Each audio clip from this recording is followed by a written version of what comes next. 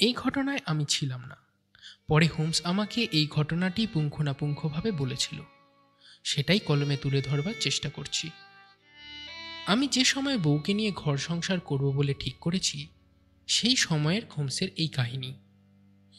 1903 সালের জানুয়ারি মাসের এই ঘটনা।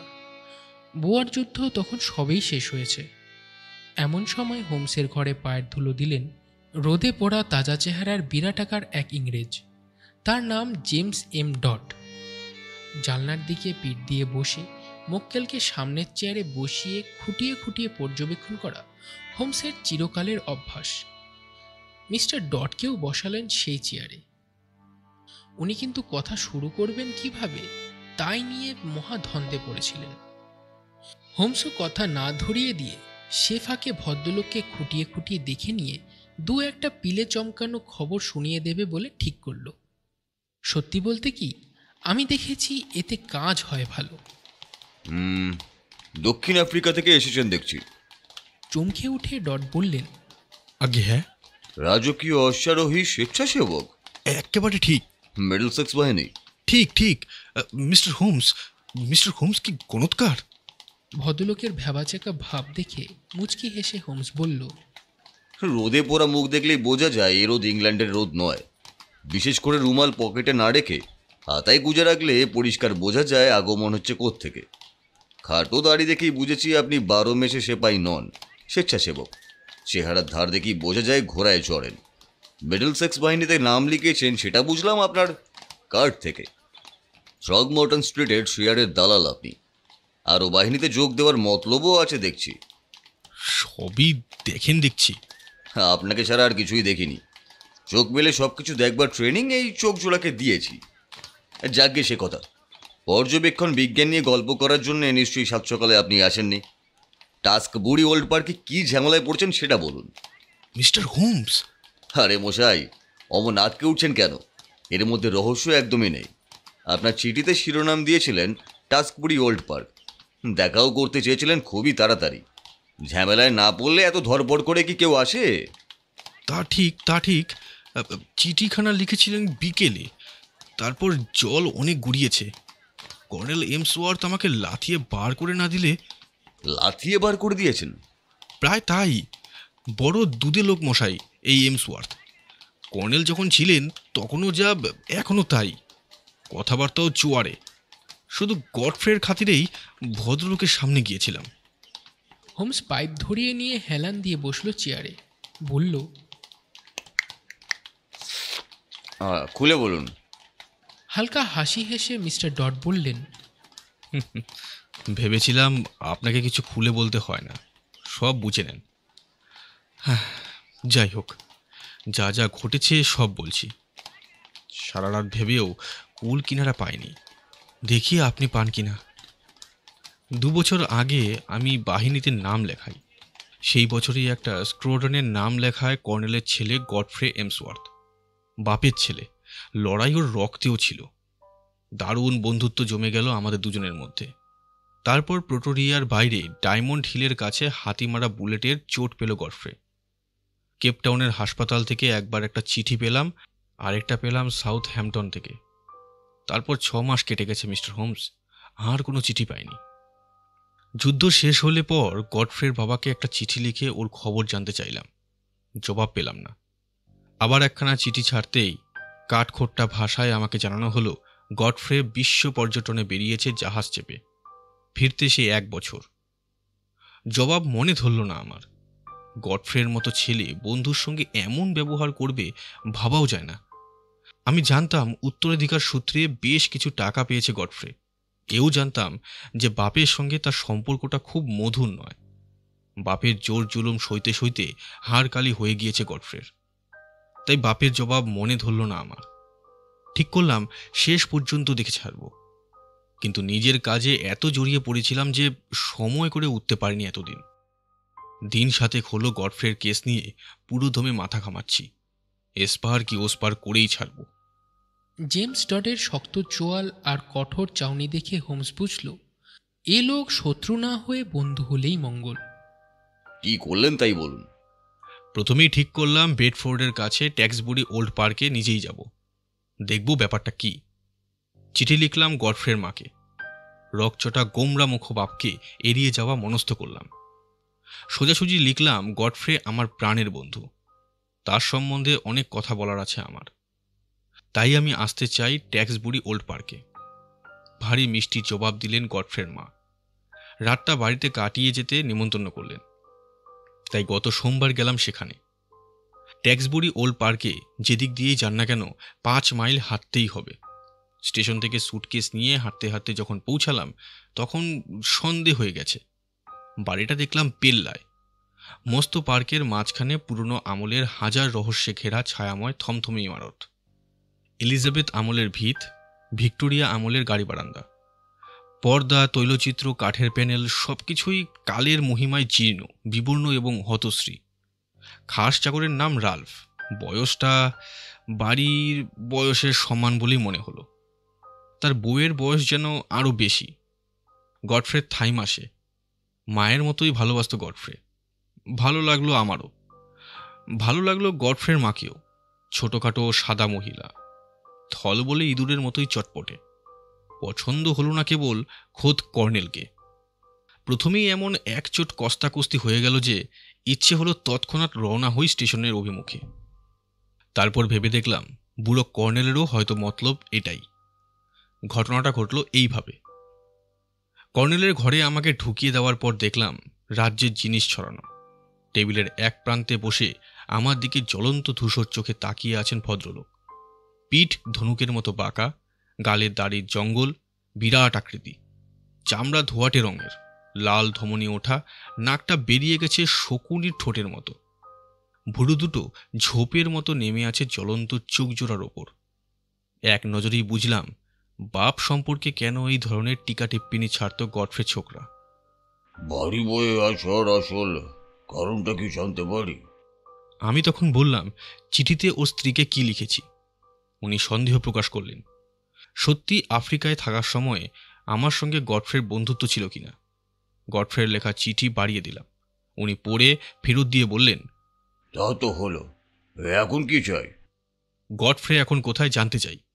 আপনাকে আগেই একখানা চিঠিতে তা জানানো হয়েছে। জাহাজে করে পৃথিবী দেখতে বেরিয়েছে। যুদ্ধ থেকে ফিরে ওর এখন বিশ্রাম দরকার। সবাইকে তাই বলে দেবেন। কোন জাহাজে দেশ বেড়াতে বেরিয়েছে দয়া করে বলুন, চিঠি লিখব। কর্নেল যেন হকচকিয়ে গেলেন আমার এই প্রশ্ন শুনে। কিছুক্ষণ মাথা নিচু করে বসে থাকার পর যখন মুখ তুললেন দেখলাম মুখ থমথম করছে। দাবা খেলায় যোগ্য প্রতিদ্বন্দ্বীর সামনাসামনি কোন ঠাসা চালের পাল্টা চাল যেন ভেবে পেয়েছেন। এমন সুরে তিনি বললেন, আপনার ছিনে জোকের মতো কথাবার্তা কিন্তু সহ্যের সীমা ছাড়িয়ে যাচ্ছে। সেটা আপনার ছেলের প্রতি আমার ভালোবাসার জন্যে। প্রত্যেক ফ্যামিলিরই গোপন কথা থাকে, বাইরের লোকে তা বলা যায় না। গডফ্রের বর্তমান বা ভবিষ্যৎ নিয়ে কোনো রকম খোঁজ খবর নেওয়ার চেষ্টা করবেন না। আমার স্ত্রীর সঙ্গে কেবল তার অতীত নিয়েই আলোচনা করবেন, তার বেশি নয় কিন্তু। মিস্টার হোমস, এরপর আর কথা জমল না। খেতে বসেও মুখ গোছ করে রইলাম তিনজনে। বাড়ির গিন্নিও হাওয়া স্বাভাবিক করতে পারলেন না। খাওয়া শেষ হতেই অছিলা করে উঠে গেলাম আমার একতলার ঘরে। বাইরে চাঁদ উঠেছিল। জানলা খুলে দিয়ে বাগানের দিকে তাকিয়ে হাতের কাছে ল্যাম্প জেলে বসলাম ফায়ারপ্লেক্সের সামনে। এমন সময় এলো বুড়ো চাকর রাল্ফ। কথায় কথায় বললে তার স্ত্রী গডফ্রেকে নিজের ছেলের মতোই মানুষ করেছে। সেই দিক দিয়ে গডফ্রের ধর্মবাপ বলা যায় তাকে। গডফ্রের কথা উঠতেই আমি তার সাহসের প্রশংসা করলাম। উচ্ছ্বসিত হয়ে রাল্ফ সায় দিলে। ছেলেবেলায় পার্কের হেনো গাছ নেই যাতে সে না উঠেছে। দারুণ ডাকাবুকো ছেলেবেলা থেকেই। এও বলল, বড় ভালো ছেলে ছিল, কিছুতেই গাছে চড়া আটকাতে পারতাম না। বড় হয়েও এমন চমৎকার মানুষ আর ছিল না। তড়াক করে লাফিয়ে উঠে বুড়োর কাঁধ খামচে ধরে বললাম, তার মানে ছিল কেন বলছো? মরে গেলে তো লোকে বলে ছিল। কি হয়েছে গডফ্রের, বেঁচে আছে তো? আমার চাউনির সামনে সম্মোহিতের মতো দাঁড়িয়ে রইল রাল্ফ। তারপর এক ঝটকায় আমার হাত ছাড়িয়ে নিয়ে ঘর থেকে ছুটে বেরিয়ে যেতে যেতে বলল, মরলেই বরং ভালো ছিল। মিস্টার হোমস, মনটা খুব খারাপ হয়ে গেল এই কথা শুনে। এসে বসলাম চেয়ারে। মাথা হেট করে ভাবতে লাগলাম কি বলতে চেয়েছে বুড়ো রাল্ফ। মানে একটাই দাঁড়ায়, নিশ্চয়ই কোনো গর্হিত কাজ করে ফেলেছে গডফ্রে। ওর বাপ তাই ওকে লুকিয়ে রেখেছে ফ্যামিলির সুনাম অক্ষুণ্ণ রাখার জন্য। হাড় হেট করে এইসব ভাবতে ভাবতে মাথা তুলে দেখলাম খোলা জানলার ঈষৎ সরানো পর্দার ফাঁকে মুখ ঢুকিয়ে দাঁড়িয়ে আছে Godfrey Emsworth. Mister Holmes, সে মুখের বর্ণনা দেওয়ার আমার পক্ষে সম্ভব নয়। জানলাটা মেঝে পর্যন্ত, পর্দার ফাঁকে গডফ্রের পুরো দেহটাই দেখা যাচ্ছিল। তা সত্ত্বেও আমার চোখ আটকে রইল কেবল মুখখানার ওপর। সাদাটে ফ্যাকাশে ভ্যাটভ্যাটে বিভৎস চোখ তো নয়, যেন মরা তাকিয়ে আছে। শুনেছি ভূতদের মুখ এমনি মরার মতো ফ্যাকাশে হয়, কিন্তু গডফ্রের সঙ্গে চোখাচোখি হতেই চোখ জোড়ার মধ্যে প্রাণের সাড়া পেলাম। আমি দেখে ফেলেছি দেখেই বড় মুহূর্তে ছিটকে সরে গেল গডফ্রে। ভয়ের চোটে আমার গায়ে কাঁটা দিয়ে উঠল। কোনো মানুষের মুখ এমন বিকট সাদা ভ্যাটভ্যাটে ফ্যাকাশে হয় না। পালিয়ে যাওয়াটা কেমন যেন চোরের মতো, মহা অপরাধীর মতো। আপনাকে বলে বোঝাতে পারবো না মিস্টার হোমস। অথচ গডফ্রের ভেতরে লুকো ছাপা কোনো কালই ছিল না। চিরকালই খোলামেলা স্পষ্টাপুষ্টি চরিত্রের মানুষ সে। কিন্তু হাজার হোক, আমি বোর যুদ্ধ লড়ে এসেছি। ভয়ে বসে থাকার পাত্র আমি নই। তাই সঙ্গে সঙ্গে লাফিয়ে উঠে ছুটলাম দরজার দিকে। বেয়ারা ছিটকিনি খুলতেই গেল কয়েক সেকেন্ড। তারপর বাগানে ধেয়ে গিয়ে গডফ্রেকে আর দেখতে পেলাম না বটে, কিন্তু যেদিকে ছিটকে গিয়েছিল সেদিকের পথে গাছপাতা নড়া দেখে মনে হলো নিশ্চয়ই ও দৌড়েছে সেদিকে।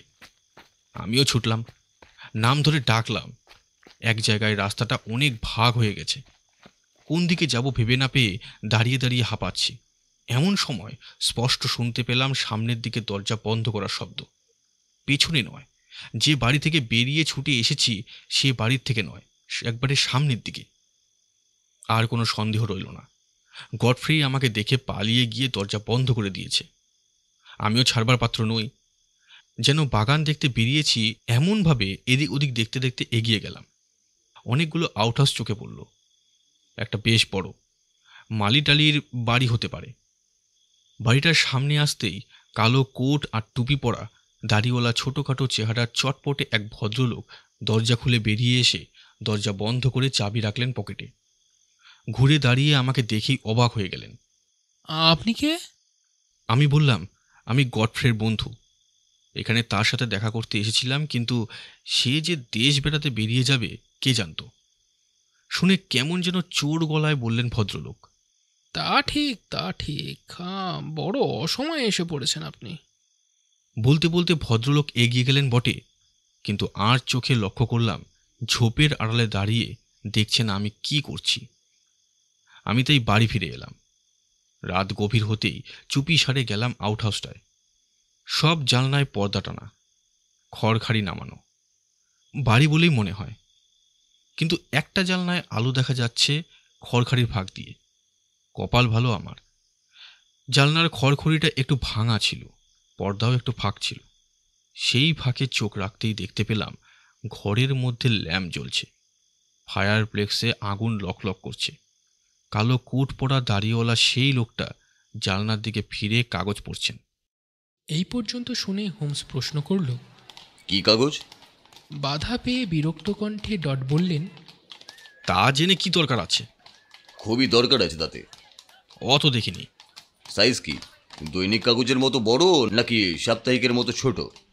খুব একটা বড় নয়, স্পেকটেটের কাগজ হলেও হতে পারে।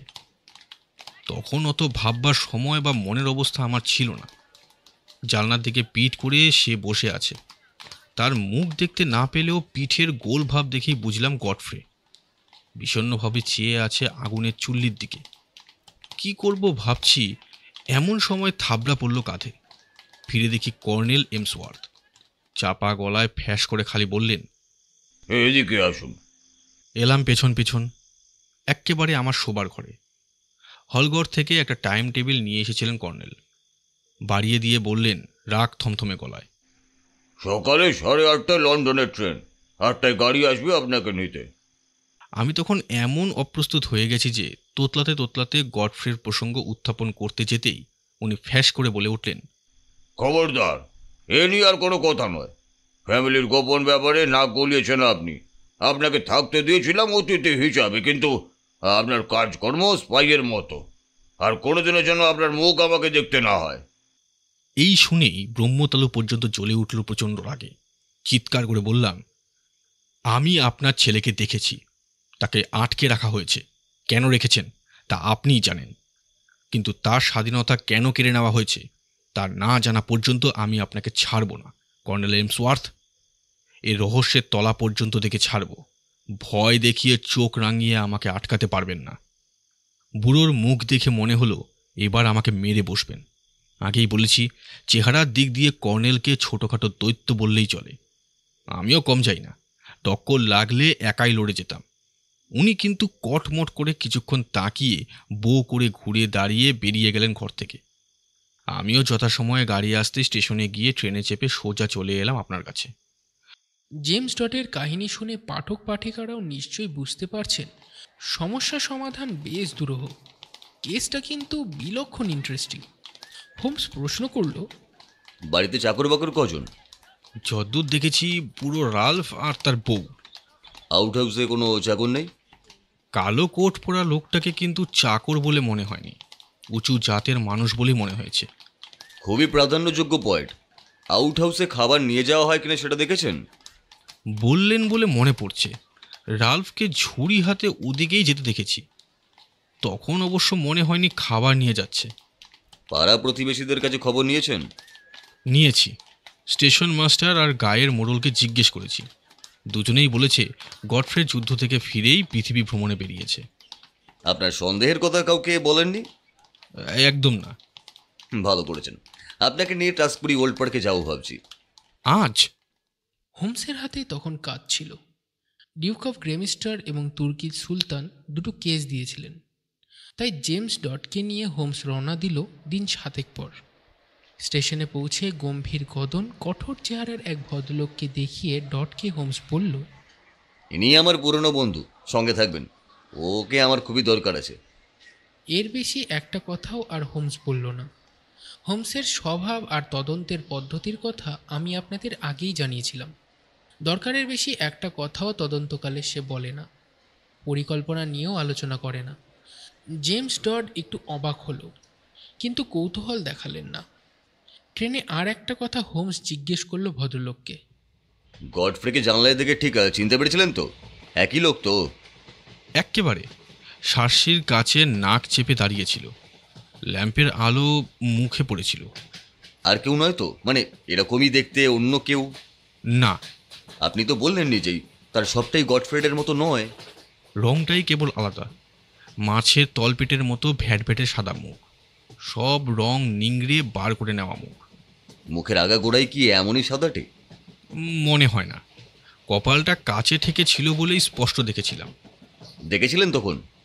আঁতকে উঠে কাঠ হয়ে গিয়েছিলাম, ডাকবার কথা মনেই ছিল না। পরে পেছন পেছন গিয়ে ডেকেছিলাম অবশ্য। হোমস সমাধান পেয়ে গেল, রহস্য আর কিছুই নেই।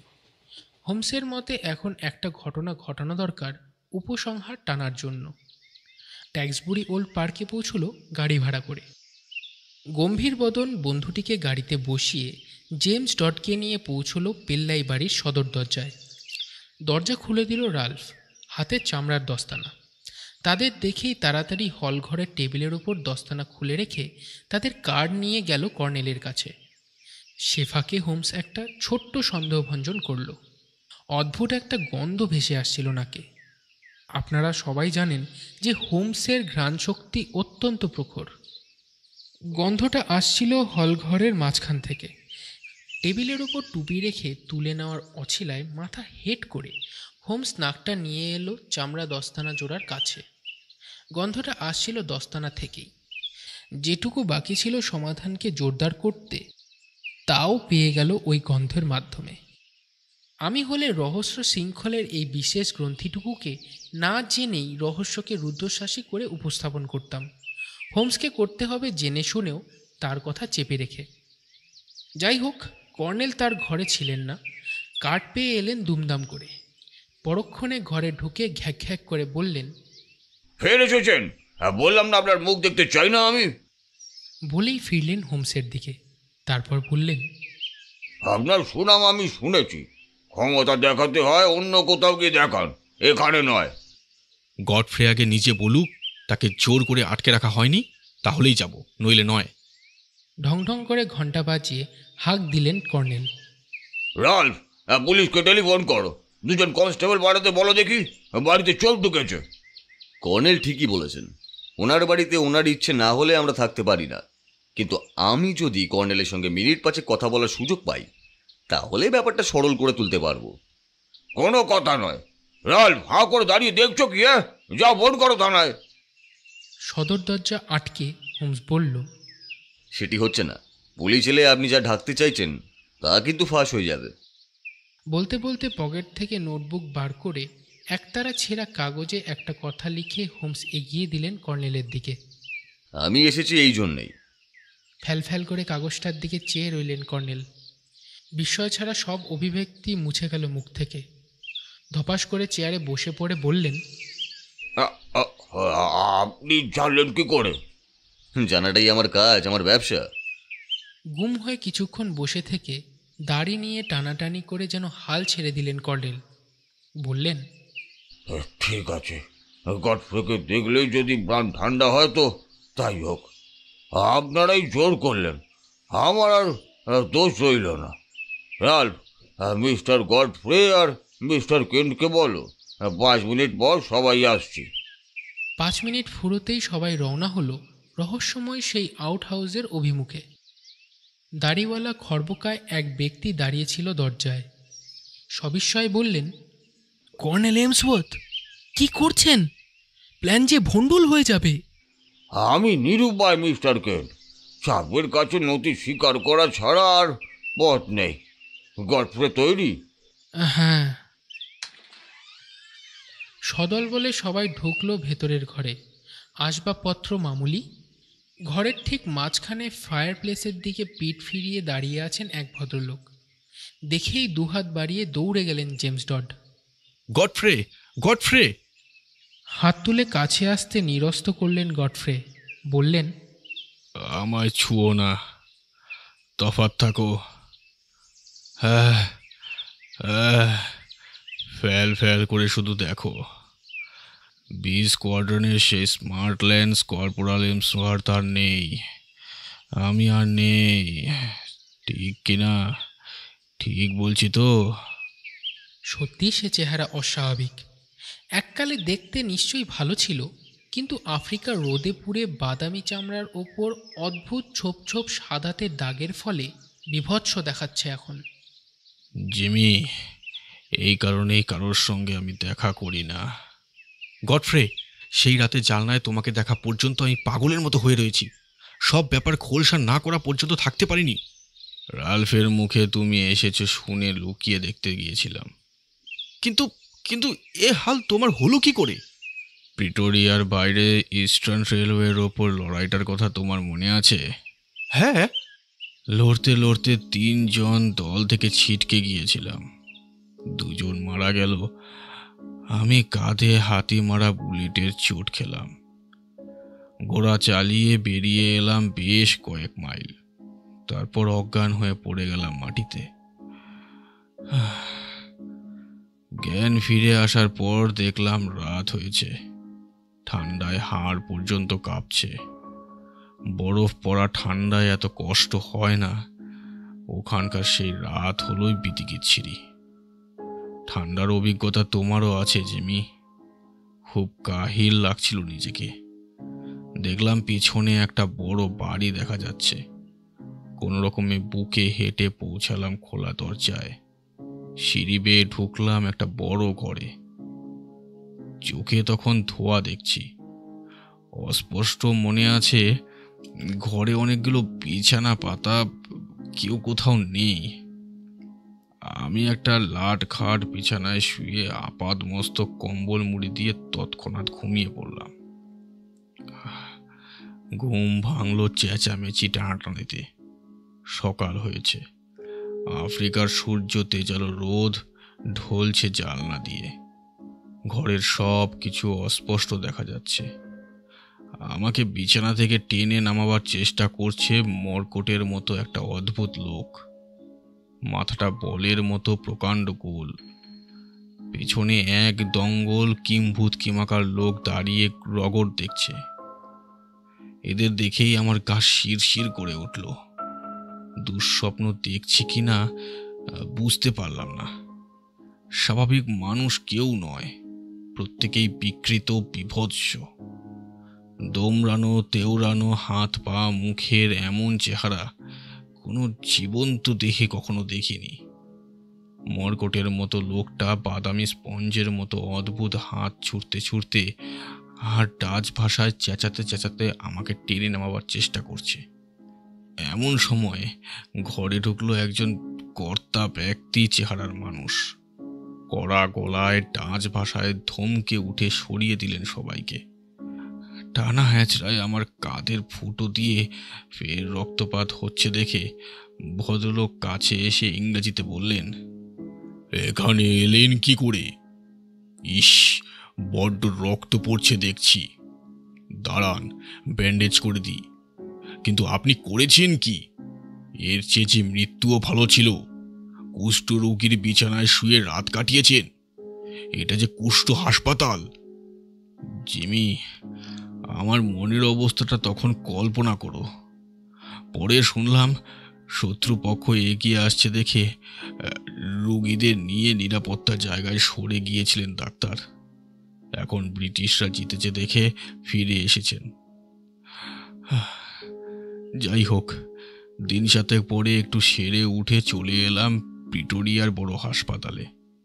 তারপর থেকেই আতঙ্কে ছিলাম, আশা নিরাশায় দুলছিলাম। বাড়ি ফিরে আসার পর কুষ্ঠর লক্ষণ ফুটে বেরোলো মুখে। খবরটা জানাজানি হয়ে গেলে বাড়ি ছাড়া হতে হবে, কুষ্ঠ রোগীদের সঙ্গে আলাদা থাকতে হবে। তাই লুকিয়ে বাড়িতে থাকাই ঠিক করলাম।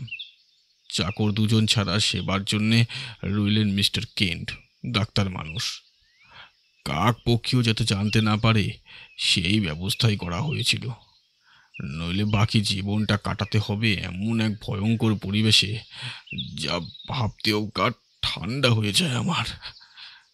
জানি না বাবা হঠাৎ নরম হলেন কেন।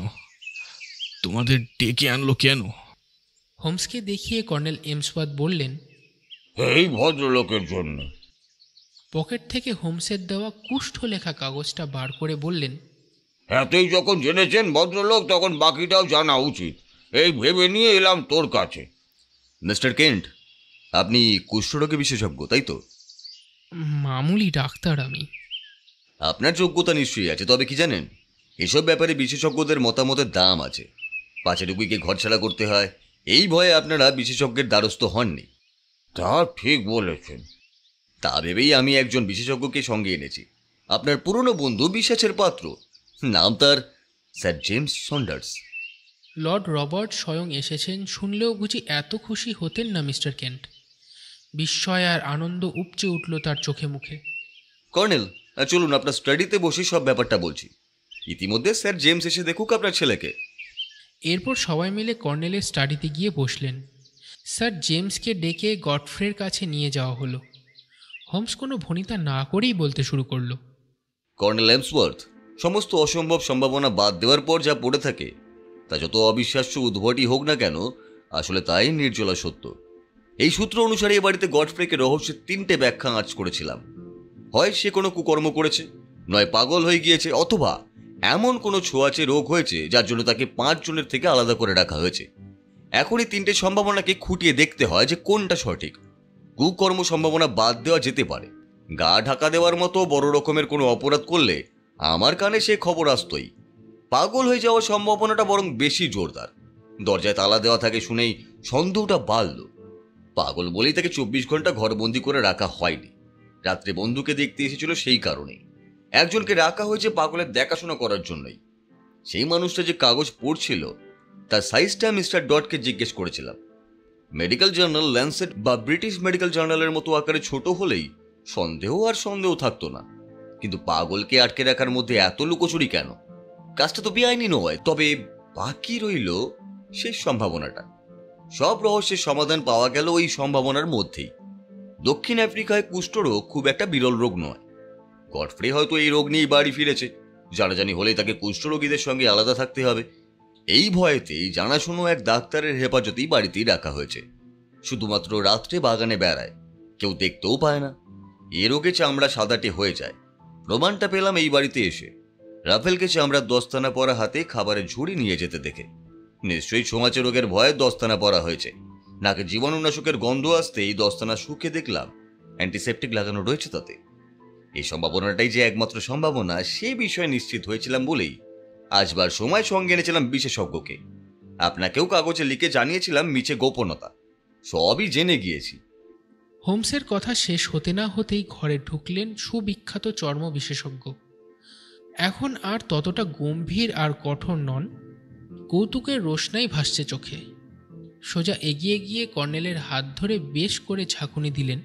বললেন, সব সময় বদ খবর আমি আনি না, ভালো খবরও আনি। যেমন এনেছি এখন, রোগটা কুষ্ঠরোগ নয়, কি বললেন? এ হলো ছদ্ম কুষ্ঠ বা ইকথিওসিস, চামড়া খসে ওঠার অবস্থা। বড় খেঁচা রোগ, কিন্তু সারানো যায় এবং ছোঁয়াচে মোটেই নয়। কিন্তু এ বড় অদ্ভুত কাকতালীয় মিস্টার হোমস। কাকতালীয় কিনা সে বিষয়েও সন্দেহ হচ্ছে আমার। অনেক জিনিসই জানি না আমরা। গডফ্রে অ্যামসওয়ার্থ কি সেফ ভয়ে সিটিয়ে থেকে রোগের লক্ষণ ফুটিয়ে তুলেছে চামড়ায়? কে জানে। আমার বিদ্যে বুদ্ধি অনুসারে অবশ্য। আরে ভদ্রমহিলা যে অজ্ঞান হয়ে গেলেন। মিস্টার কেন্ট বরং ওনার সঙ্গেই থাকুন। আনন্দের ধাক্কা কাটিয়ে না ওঠা পর্যন্ত কাজ ছাড়া হবেন না।